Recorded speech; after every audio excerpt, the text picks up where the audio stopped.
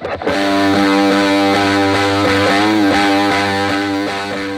Everyone, welcome to Bengal auto. आशा करता हूँ घर में सभी अच्छे। आज का वीडियो काफ़ी इंटरेस्टिंग और बहुत ज़्यादा इन्फॉर्मेटिव होने वाला है। So today we have found the perfect bike to review on this particular time, Himalayan 452। So recently KTM ने उसका एडवेंचर 390 को लॉन्च किया है। So this is the perfect time to do the review Himalayan 452। And also after review KTM 390 Adventure, so it would be a perfect comparison between the two bikes right away. So आज हम लोग बात करेंगे इस bike में क्या क्या features offer करता है कंपनी और बाइक का engine specification, each and everything details. So without wasting any time, let's get start the video. So finally I have found this the Himalaya 452, the brand new machine. So this is a 452cc.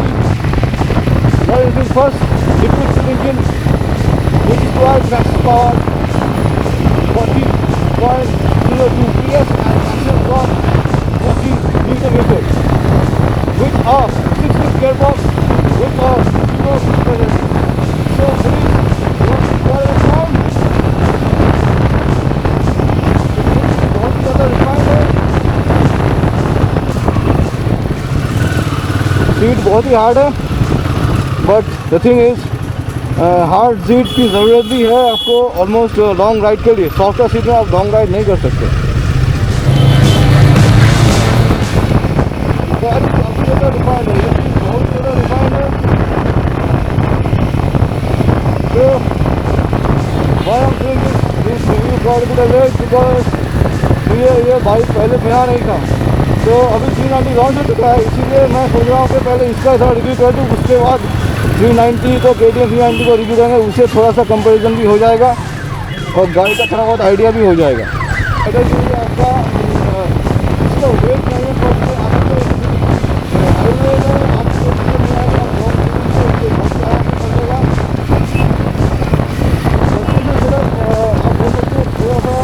मेरे को थोड़ा सा performance में दिक्कत आ रहा है, but मुझे थोड़ा लग रहा है कि प्रोफेशनल बहुत ज़्यादा स्मूथ है और बहुत ही स्मूथ है।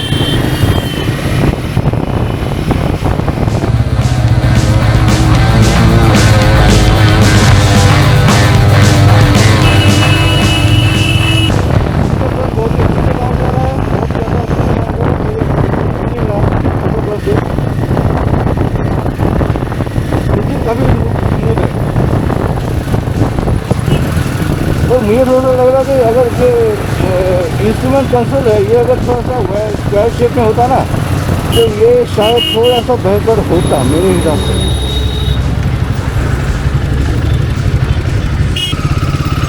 और मेरे को थोड़ा सा गाड़ी मनोवर करने में दिक्कत हो रहा है, मतलब कि यू टर्न में मेरा लेग दोनों तो पहुंच रहा है, फिर भी सीट ऐसा है कि आपका एकदम सामने बहुत ही नैरो है और पीछे आपका थोड़ा सा ब्रॉड है। तो दिक्कत क्या हो रहा है कि मैं जब गाड़ी को स्टॉप कर रहा हूँ तो उससे क्या हो रहा है कि मेरा पैर एकदम ना नैरो साइड पे और ना बॉर्डर साइड में, इसके बीच में। तो उससे क्या दिक्कत हो रहा है कि मेरा एक लेग ग्राउंड में टच हो रहा है, बट दूसरा लेग में टच नहीं हो रहा है। तो if I go very much front, तो वहाँ पे थोड़ा नैरो है, वहाँ पे मेरा लेग दोनों टच हो जाएगा, बट बीच में थोड़ा दिक्कत आ रहा है। So it's not a comfortable bike for the city, for the small hard rider. But दिक्कत ये है कि आप थोड़े जाने पर थोड़ा आदत हो जाएगा तो आपको उतना बोल नहीं होगा।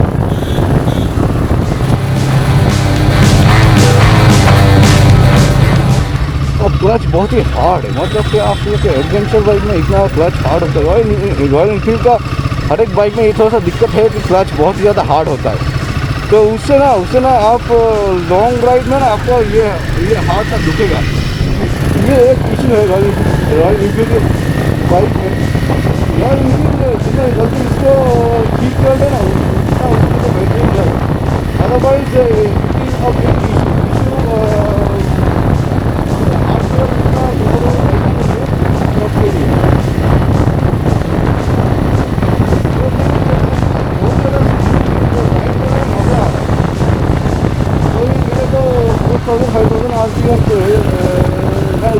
कर नहीं पा रहा हूँ, फिर भी मुझे लगता है ये 5.6 आदमी आराम से ये पहुँच जाएगा, कोई दिक्कत नहीं आएगा।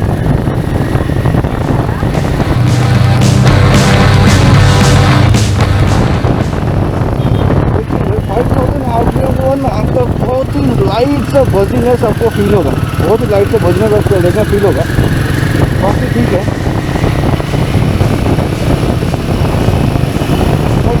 ये जो विंडशीट वाला विंडशीट वर्क है ना, इसमें बहुत ज़्यादा दिक्कत आता है। मतलब ये आपका विंड ऑफ जो विंड ब्लास्ट है उसको आप सेव नहीं कर रहा है, वो आपके पूरा एकदम फेस में एकदम पूरा आ रहा है, तो इसलिए आपको थोड़ा बड़ा विंडशीट लगवाना ज़रूर पड़ेगा, otherwise it is not big issue. World को थोड़ा बड़ा विलेज देना चाहिए था instead of doing this part accessory.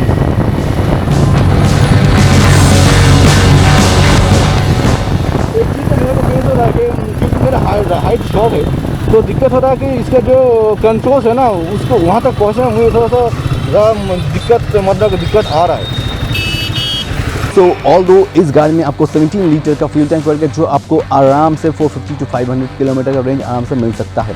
Although company इस बाइक में क्लेम करता है 30 kmpl का माइलेज, ऑल्दो फिर भी आपको ऑलमोस्ट सिटी में आपको 20 to 25 तक मिल सकता है as per your riding condition, और हाईवे में आपको 28 to 30 मिल सकता है। अगर आपका राइडिंग स्टांस काफ़ी अच्छा रहता है उसमें आपको मोर देन 30 भी मिल सकता है।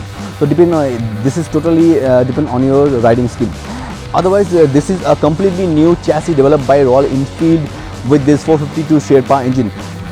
Okay, so engine is very good, very good. I really made Royal Enfield ने engine के ऊपर बहुत ही ज़्यादा काम किया और engine काफ़ी अच्छा है.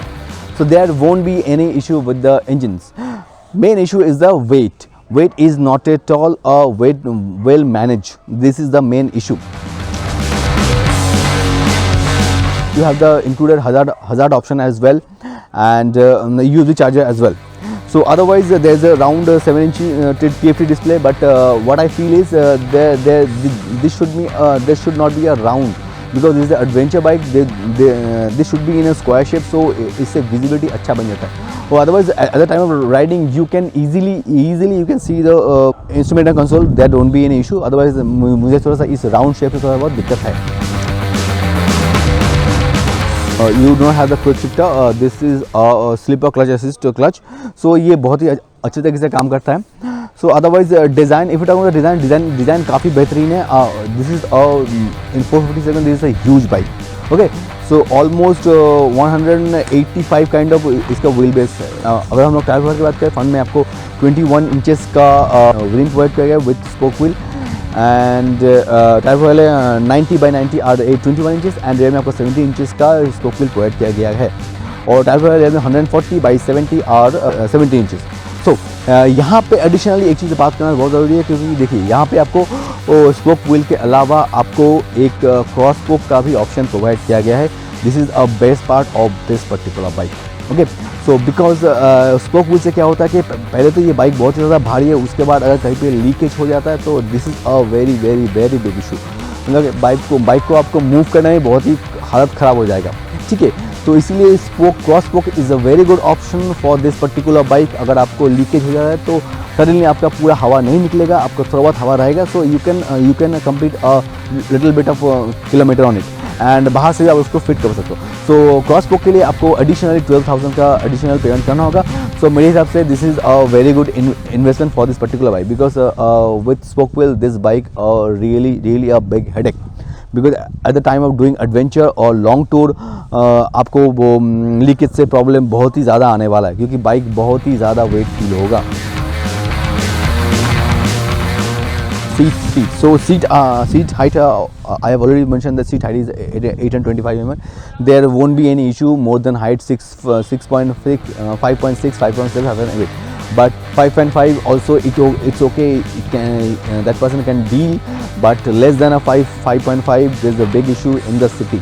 हाईवे के लिए कोई दिक्कत आपको नहीं आएगा। हाईवे में आप इजीली इस बाइक को राइड कर पाओगे। There is a small skill, you need to learn the skill. After that you can easily ride the bike even 5.3 in highway, but in the city this is a big problem. Seat काफ़ी broad है, मतलब कि जो rider का seat है इसका seat थोड़ा सा डिफरेंट है, मतलब कि बहुत ही तरीके से इसको डिज़ाइन किया गया है कि आपको एकदम फ्रंट में एक नैरो मिलेगा, बहुत ही ज़्यादा नैरो मिलेगा, और रियर में थोड़ा सा नैरो में आपको काफ़ी ब्रॉड है। तो उससे क्या होता है कि आपको लॉन्ग टूर में आपको बहुत ज़्यादा कंफर्ट मिल जाएगा। और सीट आपका, सच में बताओ, सीट आपका सॉफ्टवेयर नहीं है, हार्ड साइड में, जो आपको टूरिंग के लिए बहुत ही ज़्यादा इंपॉर्टेंट हो जाता है। ठीक है, और पिलियन के लिए कंफर्ट काफ़ी बेहतरीन है, क्योंकि पिलियन सीट काफ़ी चौड़ा है, मतलब this is the best seat you can say in the segment, in the adventure segment, this is the best seat. So seat के लिए कोई इशू नहीं है, this completely fine, very good setup. So now talking about the exhaust. Exhaust is quite a bit nice. Exhaust not very good, but exhaust design also a different kind of adventure kind of design. This is a very good combination.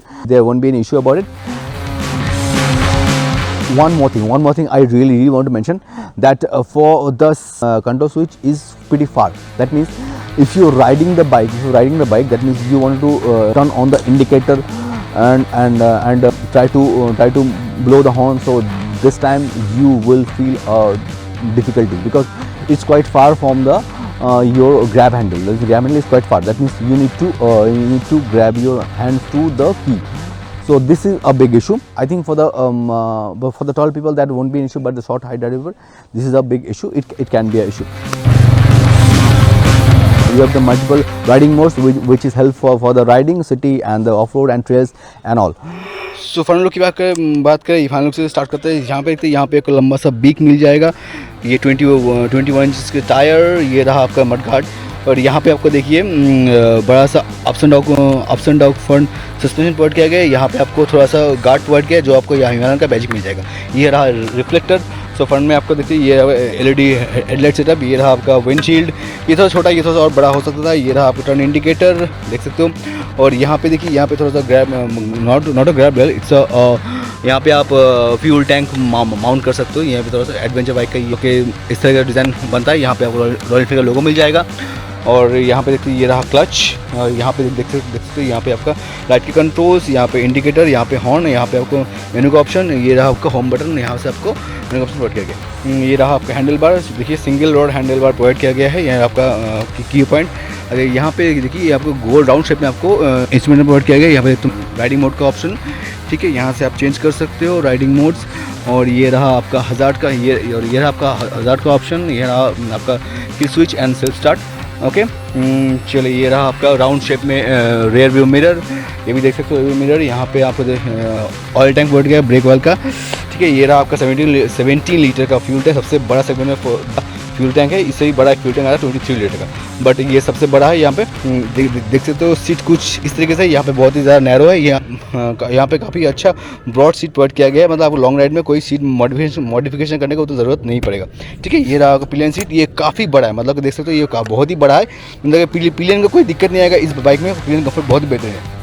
और यहाँ पे देख सकते हो, यहाँ पे grab rail के साथ आपको रेयर रैक भी प्रोवाइड किया है। यहाँ पर लिखा है आपको मैक्सिमम लोड 7 kg का, ठीक है। ये आपको इनबिल्ट मिल जाता है। ये रहा आपका रेयर टेल लाइट बोलो या फिर इंडिकेटर बोलो, दोनों आपको यहाँ पे प्रोवाइड किया। ये रहा आपका नंबर प्लेट का जगह, ये आपका रेयर लाइट्स। सो ये देख सकते हो आपका रेयर टायर 70 इंचेस का, 140/70 या 70 इंचेस का, ठीक है। ये रहा डिस्क 270 mm का डिस्क प्रोवाइड किया है विद बाइब्रे कैलिपर, ठीक है। सो ये रहा नया आपका एग्जॉस्ट, नया डिज़ाइन में एग्जॉस्ट। और फुटरेस्ट पिलियन के लिए फुटरेस्ट देखिए कुछ इस तरीके से प्रोवाइड किया गया है नॉर्मल ये। और यहाँ पे आपको देखें राइडर के लिए आपको ऐसा फुटरेस्ट पर यहाँ पे ऊपर रबर दिया हुआ है, बट इस रबर को आप निकाल सकते हो। यहाँ पे आपको वो नोकीले वाला फुटरेस्ट निकल के आ जाएगा, ठीक है। ये रहा ब्रेक। सो ये रहा शेरपा इंजन 452 cc का, ठीक है। ये रहा आपका इंजन गार्ड, ठीक है। सेम और कुछ बाकी तो नहीं रहा, ये सेम ही है। If you talk on braking, इसमें आपको डुअल चैनल ABS प्रोवाइड किया गया विद डबल डिस्क। फ्रंट में आपको 320 mm का डिस्क प्रोवाइड किया, रेयर में आपको 270 mm का डिस्क प्रोवाइड किया गया। So now if you talking about the price point, so this is come with 2.85 lakh, जो आपको ऑन रोड मिल जाएगा 3.50 या 3.5 लाख के आसपास आपको मिल जाएगा, ठीक है। So it is total variance comes under 3 lakh, मतलब ये this is starting with 2.85 lakh to 2.98 lakh. So what is that means all variants come under 3 lakh in Kolkata. So finally आज के लिए बस इतना ही। नीचे कमेंट कीजिएगा आज का वीडियो कैसा लगा, और वीडियो एडिट करने से पहले थैंक्स टू कंट्री मोटर बादशाह royal Enfield showroom for providing me this bike. आपको अगर रॉयल इनफील्ड की कोई भी प्रोडक्ट की जरूरत तो मैं शोरूम की सारी कॉन्टैक्ट डिटेल्स डिस्क्रिप्शन बॉक्स में मेंशन कर दूंगा और मेरे स्क्रीन में भी आप वहाँ से इजीली कॉन्टैक्ट कर सकते हो। सो आज के लिए बस इतना ही। ऐसे इंटरेस्टिंग और ऑटोमोबाइल अपडेट देखने के लिए please follow and subscribe being all of. Thank you so much.